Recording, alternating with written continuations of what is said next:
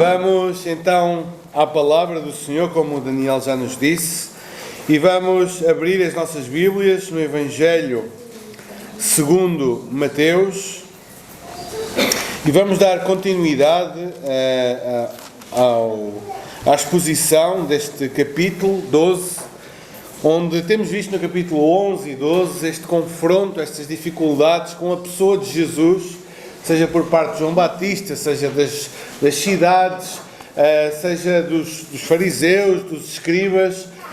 Havia dificuldades sobre quem é Jesus, e não só dificuldades, havia também muito ódio, muito, como costumamos dizer, muita azia à mistura por parte dos fariseus acerca de Jesus, pois parecia que Jesus não se enquadrava bem nas expectativas, na imaginação daqueles homens sobre quem seria o Messias, como seria o Messias, o que faria o Messias. E Jesus vem de uma maneira inesperada, de uma maneira que rompe com os conceitos, que rompe com os ideais construídos por aqueles homens. E hoje nós vamos olhar para um texto muito especial, onde vamos ver que fé exige razão. Este é um ponto interessante. Às vezes, críticos do cristianismo querem nos fazer crer, querem fazer pensar que para ter fé é preciso abandonar a intelectualidade, abandonar a razão, abandonar os factos, para que eu possa crer em Deus, crer em Jesus. Ora, isso é uma mentira, irmãos, isso é mentira. A nossa fé, a fé cristã, ela é baseada em factos, ela é baseada em verdades concretas, testemunhadas, vividas. Nós não cremos em Cristo num salto no escuro, eu não sei se existe, não sei se não existe, mas eu vou crer. Não, nossa fé não é isso, irmãos. Nossa fé é alicerçada em factos reais, em coisas que aconteceram de facto, testemunhada pelos apóstolos e deixando-nos escritos esse testemunho. Por outro lado, e é aquilo que nós vamos ver hoje, às vezes a nossa caminhada na fé parece que precisa constantemente de novas provas, de novas evidências, de novos testemunhos, de novos sinais, para que possamos ser revigorados na nossa fé. E aquilo que está a acontecer na passagem que nós vamos ler hoje é o pedido de um sinal, mas não é porque a pessoa quer crer de facto. É um pedido de um sinal que revela um coração incrédulo. E o único sinal que lhe será dado é o sinal da ressurreição. Vamos olhar para a nossa passagem. Vamos ler então Mateus capítulo 12, versículos 38 a 42. Diz assim a palavra de Deus. Então, alguns escribas e fariseus replicaram: Mestre, queremos ver da tua parte algum sinal.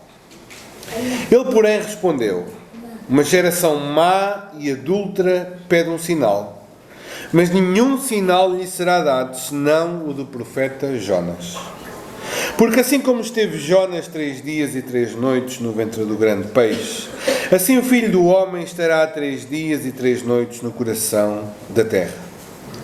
Ninivitas se levantarão no juízo com esta geração e a condenarão, porque se arrependeram com a pregação de Jonas.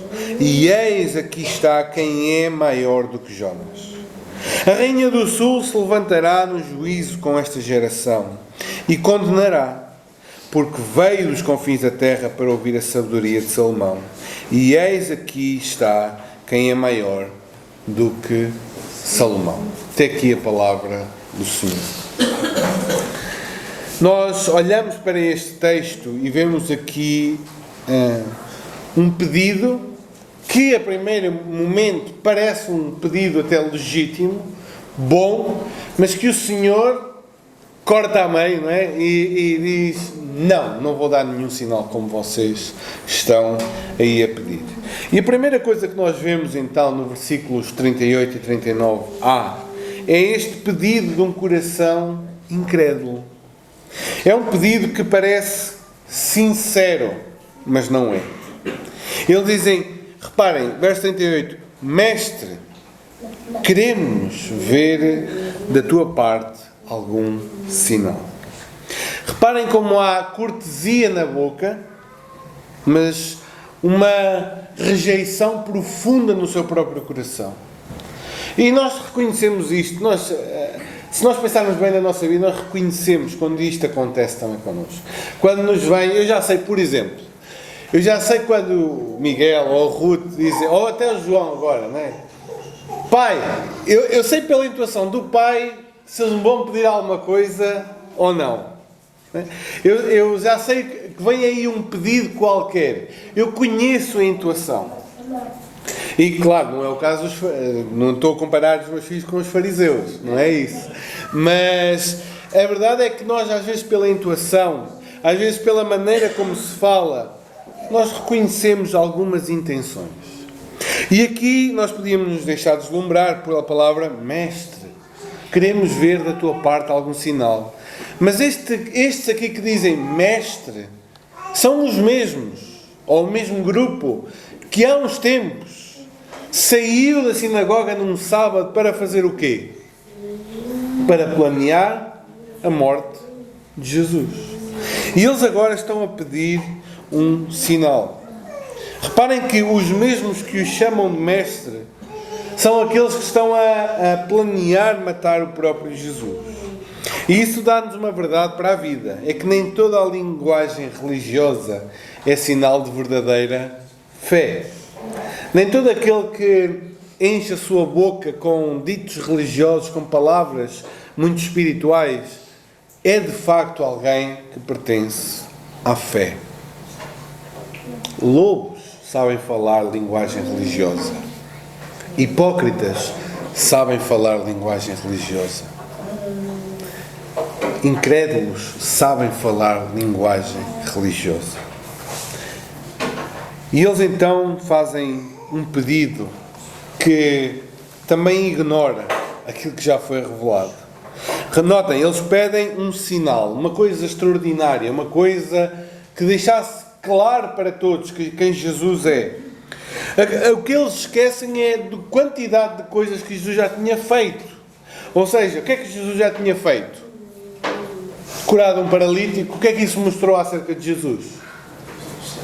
O que é que isso mostrou acerca de Jesus? Que ele tinha autoridade para perdoar pecados. Ele curou aquele homem da mão ressequida. O que é que isso mostrou acerca de Jesus? Que ele era maior que o templo. Ele andou sobre o mar, ele acalmou uma tempestade. O que é que isso mostra acerca de Jesus? Que ele tem autoridade sobre os elementos da natureza. Ele ressuscitou. O que é que isso mostra? Que ele tem autoridade sobre a vida. Ele expulsou demónios e até o acusaram de expulsar por Belzebu, por Satanás. E o que é que a expulsão de demónios mostra? Que o reino de Deus é vindo, porque ele age no poder do Espírito Santo. Que quantos sinais mais é que é preciso fazer? Quantas coisas mais é que Jesus tinha que fazer para que eles crescem? Eles dizem, queremos ver. O reino de Deus estava ali diante deles, o rei estava ali diante deles. E eles continuam a dizer, Mestre, queremos ver alguma coisa para que possamos crer. Irmãos, isto não é falta de evidência. Isto é uma recusa em aceitar aquilo que já lhe estava a ser mostrado há muito tempo. Na verdade, isso mostra só um coração que quer controlar a Deus. Na verdade, este pedido de um sinal, este chamar mestre, queremos ver um sinal. Eles querem um sinal nos seus próprios termos. Sinais não tinham faltado até ali, mas eles agora pedem mais um, de forma extraordinária, uma coisa vinda dos céus, como se pudessem testar a Deus e como se Deus tivesse que provar alguma coisa para eles. E aqui está o choque, irmãos. Deus não se submete à incredulidade do homem. Deus não se submete à incredulidade do homem. É claro que nem todo o pedido de ajuda para crer é sinal de incredulidade. Lembramos daquele homem que tinha o filho possesso e que quando Jesus lhe pergunta: crês que eu posso? O que é que ele diz? Senhor, eu creio, mas ajuda-me na minha falta de fé. Há às vezes dificuldade em crer, e há dificuldade genuína, e o Senhor foi compassivo com muitos. Lembremos o caso de Gideão, lembremos o caso de Abraão. Será que o Senhor lhe ia dar a descendência? O Senhor leva-o para fora, mostra-lhe as estrelas, faz um sinal, abre os animais ao meio, tudo para consolidar a fé de Abraão.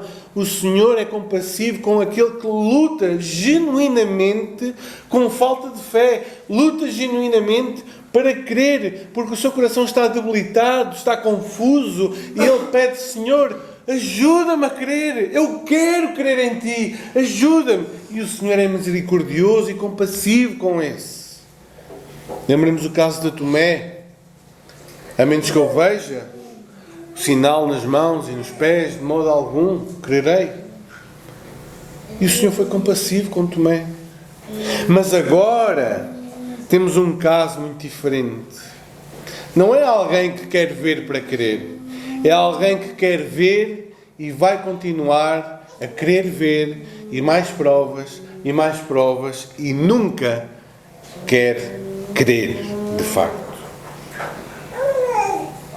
Há uma diferença muito grande entre aquele que pede ajuda para crer e quem pede desculpas para continuar a não crer. E a resposta de Jesus é um diagnóstico tremendo. Verso 39 ele diz: uma geração má e adúltera pede um sinal. Geração má e adúltera. Jesus está aqui a fazer um eco dos profetas que acusaram Israel de adultério espiritual, de prostituição espiritual. Os irmãos, certamente, quem lê a Bíblia constantemente está lembrado de Ezequiel, de Jeremias, de Isaías, que acusam o povo de uma maneira muito forte de prostituição, de se entregarem à idolatria, de abandonarem o seu marido e se entregarem aos seus amantes. Essa é uma linguagem muito forte de Jeremias e Ezequiel. E Jesus está aqui a dizer: esta geração má e adúltera, na mesma linha do Israel do Antigo Testamento, esta geração má e adúltera pede um sinal. E Jesus recusa-se a fazer qualquer coisa. Não há espetáculos para corações endurecidos. Irmãos, ao pensarmos nisto, também devemos pensar quantas vezes é que não fazemos exatamente o mesmo. Sabemos o que Deus pede. Claro, não na dimensão de não crer em Jesus. Mas quantas coisas nós adiamos de fazer exatamente com mesmos tiques de incredulidade. Sabemos o que Deus pede, sabemos o que Deus nos manda fazer na Escritura, mas adiamos. Sabemos que temos que mudar alguma coisa, mas queremos um pouco mais de tempo para fazer essa mudança. Sabemos o que é certo, sabemos de facto o que é que deveríamos fazer, mas precisamos de um pouco mais de clareza. Então dizemos: não, eu preciso de orar mais, eu preciso de ter mais certeza, eu ainda não sinto no meu coração que deva ser assim. Sabem, irmãos, muitas vezes isso é somente desculpas para não fazermos aquilo que Deus já revelou na sua Escritura que deveria ser feito. Vamos adiando, não é por falta de clareza, não é por falta de entendimento, não é por falta de provas, não é por falta de conhecimento, é por falta de crer e obedecer.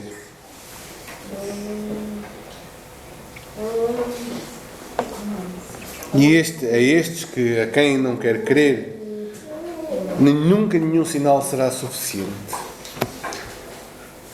E é por isso que Jesus não dá sinal que eles pedem, mas anuncia o único sinal que será dado. Verso 39 e 40. O sinal da ressurreição.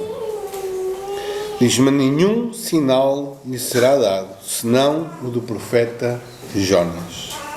Porque assim como esteve Jonas 3 dias e 3 noites no ventre do grande peixe, assim o Filho do Homem estará 3 dias e 3 noites no coração da terra. O sinal que seria dado era o do profeta Jonas. Todos nós conhecemos, ou muito ou pouco, mas já ouvimos falar da história de um homem que foi engolido por um grande peixe. Esse homem foi Jonas, que foi mandado por Deus para ir a Nínive pregar aos ninivitas, uma cidade do Império Assírio, e o que Jonas fez foi fugir exatamente para o lado oposto.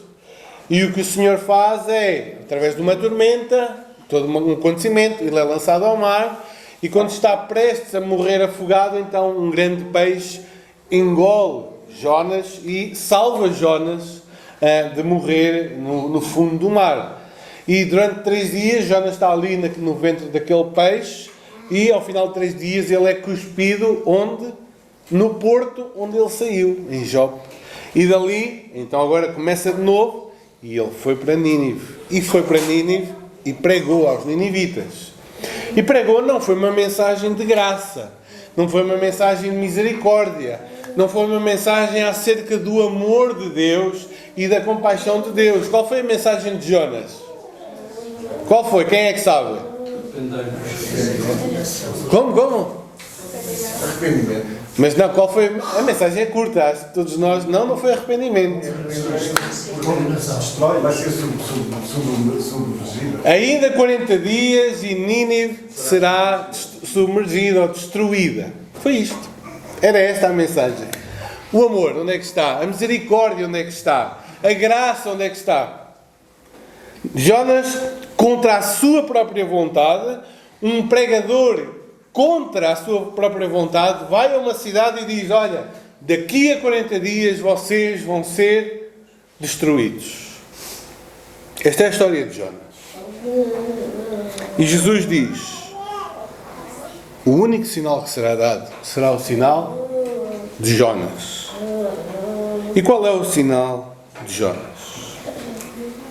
Verso 40 diz: porque assim como Jonas esteve 3 dias e 3 noites no ventre do grande peixe, assim o Filho do Homem estará 3 dias e 3 noites no coração da terra. Então qual é o sinal? O sinal é a morte, o sepultamento e a ressurreição de Jesus Cristo. E os irmãos, certamente alguns já pensaram, já se confrontaram com isto. Mas Jesus teve 3 dias e 3 noites sepultado, morto? Não. Jesus não teve 3 dias e 3 noites. Não é? Ele foi enterrado, morreu na sexta-feira à tarde, foi sepultado na sexta-feira, teve o dia todo de sábado e ressuscitou no domingo de manhã. Não são 3 dias e 3 noites. Então o texto bíblico falhou. Isso dizem os críticos modernos, não é? Só que não. Porquê? Porque esta expressão 3 dias e 3 noites, ela é uma expressão que não cabe no nosso sistema ocidental e moderno de 3 dias e 3 noites, são 72 horas. Não é? 3 dias e 3 noites, 72 horas. Não é isso que um judeu falaria. Qualquer parte de 3 dias, sexta-feira à tarde, sábado e uma parte de domingo, eram contados como a totalidade de cada dia. Então, 3 dias e 3 noites não é uma expressão de 72 horas exatas, mas de um período que passa ou toca em 3 dias. Seja o todo, seja uma parte desse dia. Então a Escritura não está a falhar e Jesus, de facto, teve sexta, sábado e uma parte de domingo sepultado e ressuscitou. Mas o essencial não é isto. O essencial é, este é o sinal que Deus decidiu dar. Os homens pedem coisas maravilhosas, extraordinárias, mas para agradar à sua própria curiosidade. Mas este sinal que seria dado era um sinal que revelaria quem Cristo é de facto. O Filho do Homem. O Filho do Homem haveria de morrer, ser sepultado e ressuscitaria ao terceiro dia. E este sinal seria dado àquela geração e à nossa geração. O túmulo hoje está vazio. Jesus Cristo ressuscitou. Jesus Cristo ressuscitou. E a pergunta que nós vamos fazer é: que outro sinal poderia ser maior? Que mais nós poderemos pedir como evidência de quem é Jesus, além deste sinal?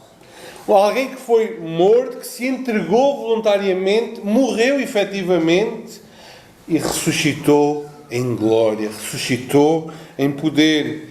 Este é o sinal que Deus dá. Este é o sinal que Deus deu aos homens, não ao outro. Não vai aparecer outro Cristo, outro Evangelho, outro caminho. Este é o sinal acerca de Jesus Cristo. A ressurreição é o selo final de Deus sobre quem Jesus é. Deus não dará outro.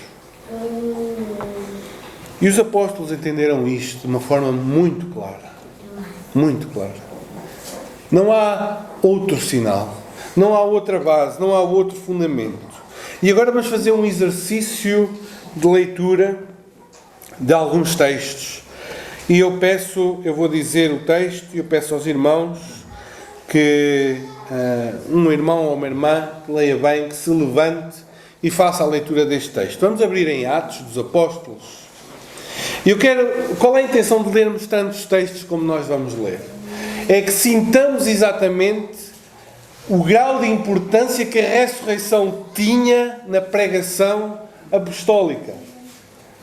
Porque não há outro sinal de facto. Não há outra evidência. Esta foi a evidência que Deus nos deu. Foi com esta base que os apóstolos pregaram. Vamos então abrir em Atos dos Apóstolos.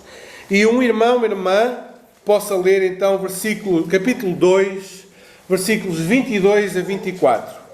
Quem primeiro encontrar, que queira ler, leia, para não perdermos muito tempo.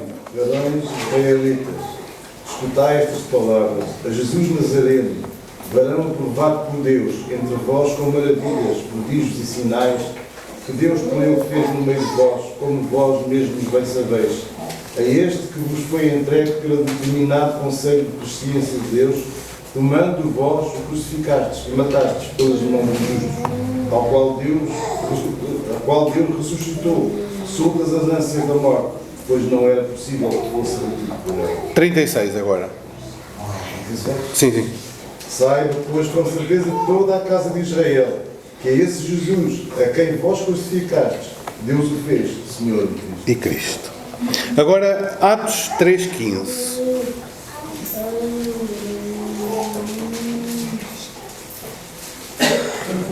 Mataste o autor da vida, a quem Deus ressuscitou dentre os mortos, e somos testemunhas disso. Agora, Atos 4, 10 a 12.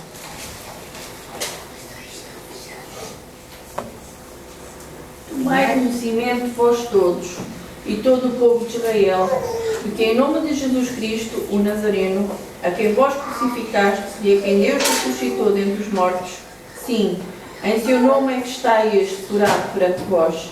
Este Jesus é pedra, rejeitada por vós, os construtores, a qual se tornou a pedra angular. E não há salvação em nenhum outro, porque abaixo do céu não existe nenhum outro nome dado entre os homens, pelo qual importa que sejamos salvos. Agora Atos 5, 30 a 32.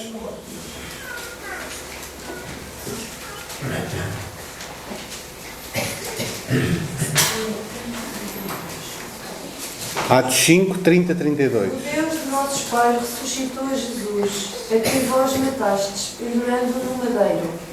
Deus, porém, com a sua destra, o exaltou a príncipe e salvador, a fim de conceder a Israel o arrependimento e a remissão dos pecados. Ora, nós somos testemunhas destes fatos, e bem assim o Espírito Santo, que Deus outorgou aos que lhe obedecem. Agora Atos 32, 33. Atos 13, 32, 33.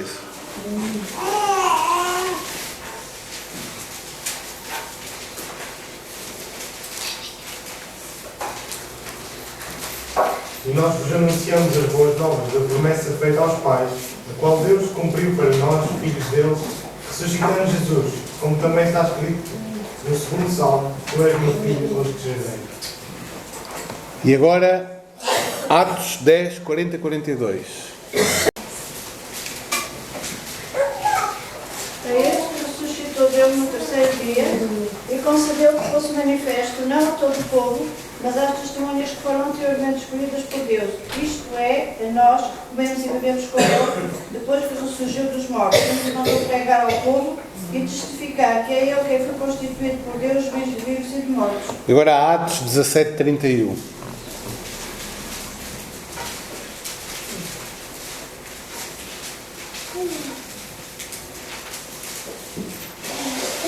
Pois determinou um dia em que julgará o mundo com a justiça por meio do homem que estabeleceu com esse propósito. E ele garantiu isso a todos ao ressuscitá-lo dentre os mortos. E agora, 1 Coríntios 15, 14. É o último. Quero só dizer que este lado aqui está a ganhar. E se Cristo não ressuscitou, logo é vã a nossa pregação, e também é vã a vossa fé. Obrigado. O que é que estes textos nos mostram, irmãos? Esta abundância de textos nos mostra. Qual é o sinal que Deus deu ao homem acerca de Jesus Cristo? Acerca do seu Filho? Que sinal mais pode ser dado senão o de que o seu próprio Filho morreu, foi sepultado e ressuscitou em glória e em poder e está exaltado nos céus à direita da majestade de Deus, governando todas as coisas, acima de todas as coisas, exaltado acima de anjos, de potestades, de poderes, de domínios. Jesus está acima de tudo. Qual é o sinal que tu queres mais? Queres um sinal? Olha para a cruz. Está vazia, Jesus não está lá. Olha para o sepulcro. Está vazio, Jesus não está lá. E se isso não te basta, nada mais bastará. Se isso não é suficiente para tu creres, não há mais nada que possa satisfazer a tua incredulidade. Se a cruz e a ressurreição não te satisfazem, Deus não te dará outro sinal. Este é o selo de Deus. Esta é a manifestação máxima do seu amor, da sua justiça, do seu poder, da sua salvação. Meus irmãos, eu sei que nós às vezes passamos muitas dificuldades na vida. Nós às vezes passamos pelo luto, pela perda de um familiar, de um filho, de um cônjuge, uma doença que nos vem à vida, um momento de desemprego, de dificuldade financeira, um momento até ou de traição de um amigo, de um familiar. Há momentos muito difíceis na nossa vida, irmãos. Há momentos que nós realmente pensamos: será que Deus me ama? E, irmãos, quando nós fazemos esta pergunta, o objetivo não é nós, Senhor, dá-me um sinal do teu amor. Eu quero te dizer, o sinal já foi dado. Olha para a obra do Calvário.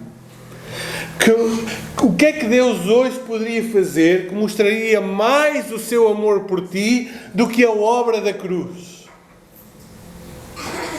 O que é que pode mostrar mais a misericórdia de Deus?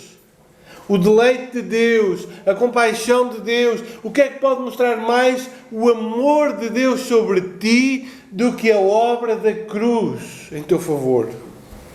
Será dar-te então o emprego que tu queres, a mulher que tu queres, o homem que tu queres, a casa que tu queres, a saúde que tu queres? É isso que fará Deus mostrar mais amor do que aquele que já foi mostrado na cruz do Calvário? Que outro sinal tu queres? Que outra demonstração de amor tu queres? Do que aquela que Deus já deu, dando o seu próprio Filho para morrer em nosso lugar. Temos aqui muitos pais e muitas crianças. Todos nós, começando pelo Moisés, por mim, pelo Daniel, todos nós seríamos os primeiros a dar um passo para morrer pelos nossos filhos. É ou não é? É ou não é? Claro que é. Nenhum de nós hesitaria em morrer pelos nossos filhos. Agora, experimentem dar o passo inverso. Entregar os vossos filhos a morrer por criminosos. A morrer por gente rebelde, ingrata, ignorante, que ainda vai maltratar os vossos filhos.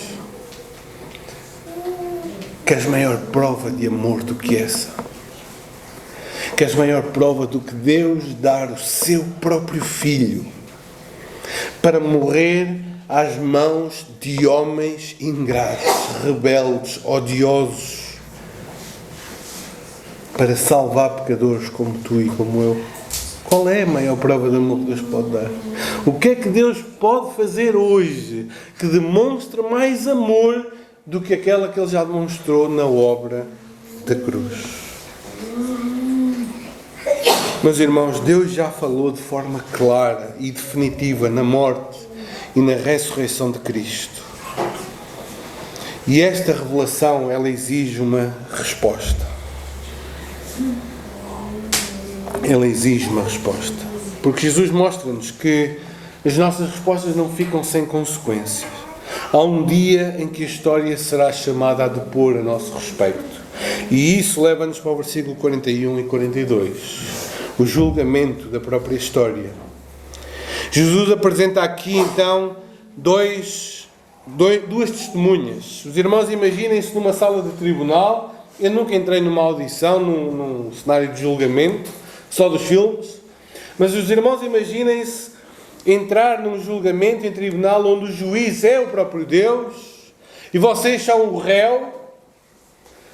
E então é chamada a primeira testemunha. Né? Vocês, ou os fariseus, neste caso, são o réu, e é chamada a primeira testemunha, ninivitas. E vem um grupo de ninivitas, testemunhando. E testemunhando o quê? Eles vão se levantar contra aquela geração e vão dizer o quê? Olha, apareceu-nos lá um profeta mal-humorado, contrariado, a dizer que nós iríamos ser destruídos. E o que é que os ninivitas fizeram?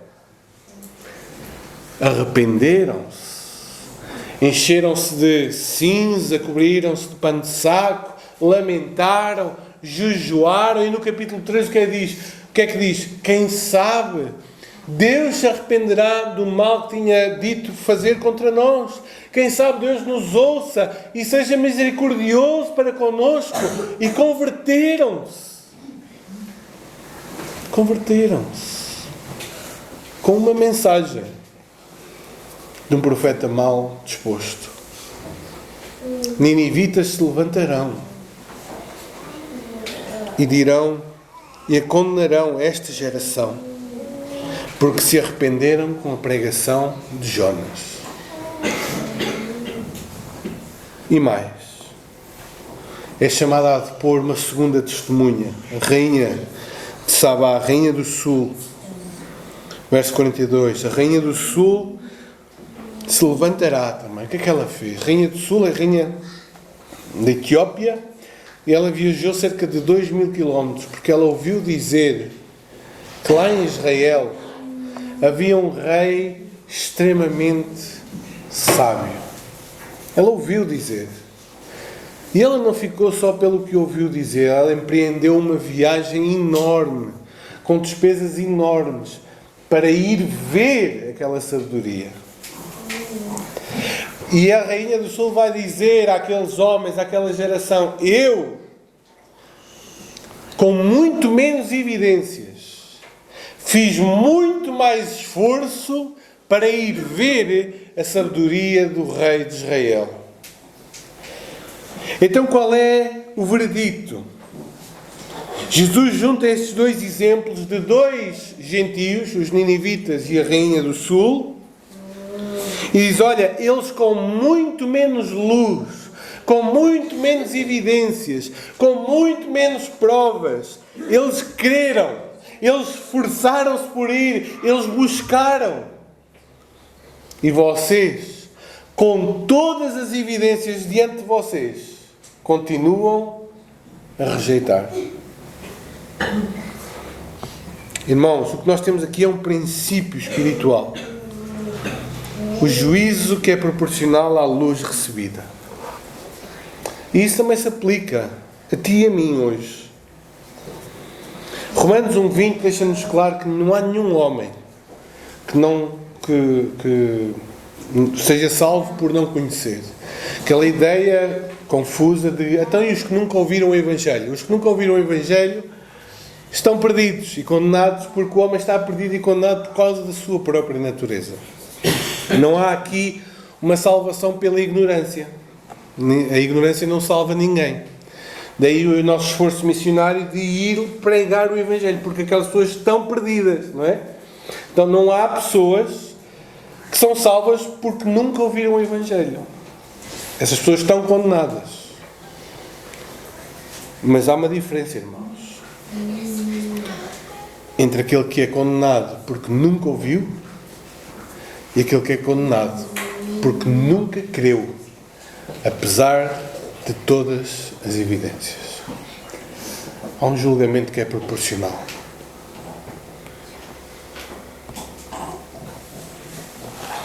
E isso também serve para ti. Tu tens acesso à palavra de Deus. Tu tens acesso a um livro que muitos povos ainda nunca leram uma linha sequer. Tu ouves o Evangelho e tens a oportunidade de ouvir o Evangelho hoje aqui, no carro, no YouTube, seja onde for. Tu tens todas as oportunidades para ouvir o Evangelho. Tu tens meios que gerações anteriores nunca tiveram. Temos a Escritura na nossa própria língua, lê-la em português, entendê-la. Temos ensino online, presencial. Temos conhecimento como nunca as outras gerações tiveram. Temos acesso ao conhecimento como outras não tiveram. Conhecemos ciência, conhecemos história. Que desculpa tu tens? Queres comparar-te a quem nunca ouviu uma palavra do Evangelho? A quem nunca lhe foi lida uma letra do Evangelho? E mais, quantos há por esse mundo afora? Quantas tribos, quantas civilizações que uma pregação de um missionário e eles creram nesse Jesus que lhes foi anunciado. Eles creram nesse Filho de Deus que veio dos céus e morreu por pecadores. Eles creram com uma pregação com muito menos entendimento. Renderam-se a Cristo. Esses, se calhar, levantar-se-ão no dia do juízo e dirão a alguns daqui: olha, nós com muito menos luz cremos. O que é que te faltou a ti para não creres? O problema, irmãos, não é falta de evidência, é recusa em responder à evidência que Deus já nos deu na cruz do Calvário. Se homens com menos luz se levantam para condenar, então isto não é apenas uma história sobre eles, é um espelho para nós. E este texto expõe 3 realidades vivas ainda hoje na sociedade e dentro da Igreja. Muitas vezes o ceticismo é usado como uma máscara de rebeldia. O pedir sinais, naquele contexto, não era uma busca sincera, era resistência. E hoje não é muito diferente, irmãos. Vivemos numa cultura onde a verdade, que não é necessariamente a verdade final, é a minha verdade, outros têm as deles. Muitas vezes por trás dessa linguagem intelectual de ainda não há provas, ainda não estou bem certo disso, preciso de mais convicção, preciso de mais factos. Na verdade, tudo isso só está a esconder um coração incrédulo que se recusa a crer. Pedem-se mais provas, pedem-se mais argumentos, pede-se mais clareza. Mas quando a resposta é dada, vem uma nova incerteza. Vem uma nova dúvida. Afinal, o problema não é falta de evidência, é recusar e obedecer àquilo que já nos é claro e evidente.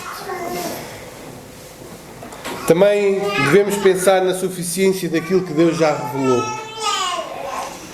Se Deus já falou, o que é que estamos nós à procura?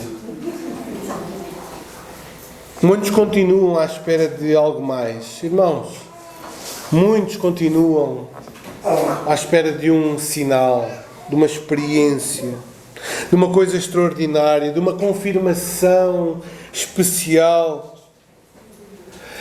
Andamos nesta vida à espera de sinais, como se aparecesse nas estrelas o nome Jesus e isso fosse um sinal para nós. O sinal já foi dado, irmãos. O sinal já foi dado. E hoje essa revelação está escrita, está declarada aqui nas Escrituras. Procurar por mais, procurar por experiências, por sinais, por mensagens fora daquilo que Deus já revelou, é no fundo ignorar a voz que fala neste texto. É ignorar a voz que fala neste texto. E também o terceiro ponto, a responsabilidade proporcional à luz. Se Deus já revelou, então somos responsáveis pela forma como respondemos. Quem tem mais luz, responde por mais luz. Nínive arrependeu-se com uma mensagem simples. A Rainha do Sul buscou com informação limitada. E agora, nós temos tudo. Temos a revelação completa, temos o testemunho apostólico, temos a mensagem da cruz e da ressurreição. Que desculpa que te vai restar? A nossa geração, irmãos, ela não peca por falta de acesso, por falta de recursos. A nossa geração peca por rejeição. E por causa disso, a nossa responsabilidade é maior e o nosso juízo será mais severo. Deus será mais severo para com aqueles que hoje estando aqui continuam a recusar-se a crer, do que para com aquele que nunca ouviu uma palavra do Evangelho. Tu recebeste a luz e recusaste a luz. Tu tens recebido o Evangelho dia após dia, semana após semana, e continuas a adiar, a adiar. Pensas que a condenação será mais leve?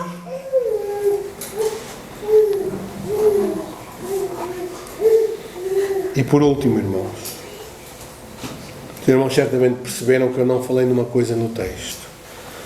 Deixei para o final de propósito.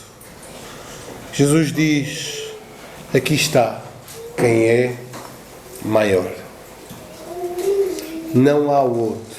Cristo é suficiente. Jesus diz, aqui está quem é maior. Não é uma mensagem escondida, não é algo para poucos entenderem, é uma afirmação clara. Eles estavam diante daquele que é maior e não reconheceram esse maior. E os irmãos, se olharem para o capítulo 12, vamos ver como Mateus trabalha esta ideia. Olhem o capítulo 12, verso 6. O que é que Jesus diz? Aqui está quem é maior que o templo. Quem é que trabalhava no templo? Quem é que trabalhava no templo? Sacerdote. Pois aqui está quem é maior que Jonas. Jonas pertence a que classe? Profetas. Aqui está quem é maior que Salomão.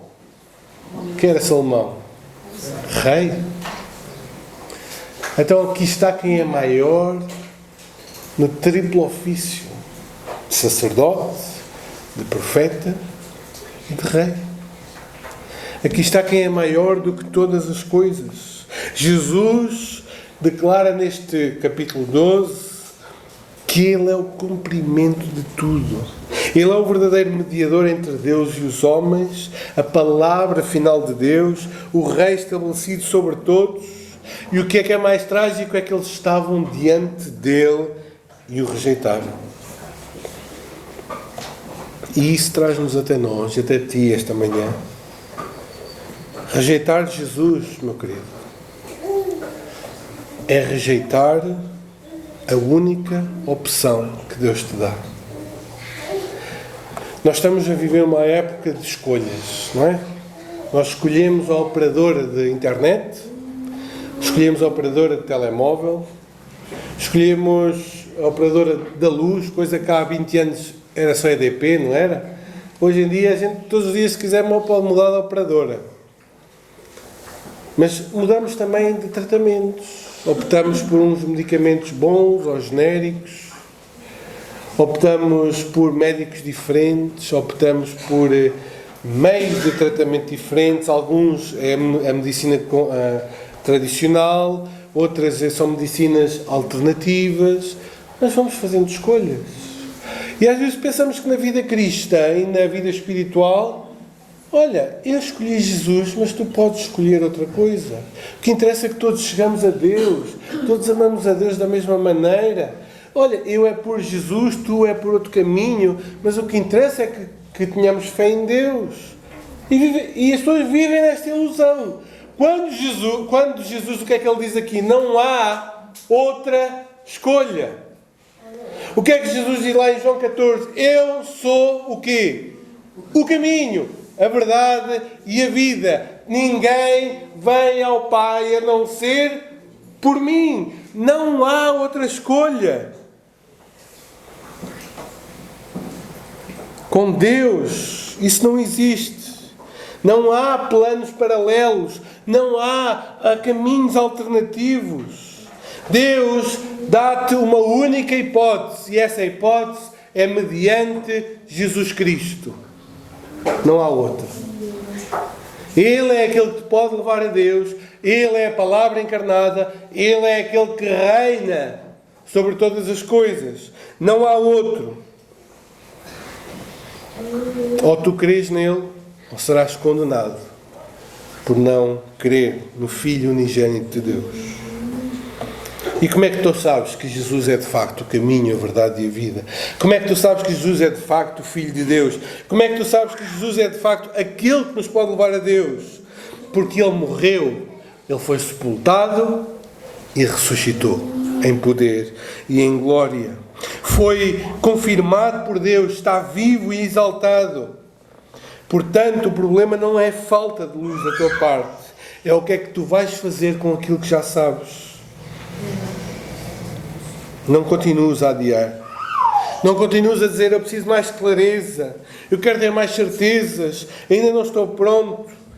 Meu amigo e minha amiga, não é falta de evidências, é falta de te submeteres e obedeceres a Deus.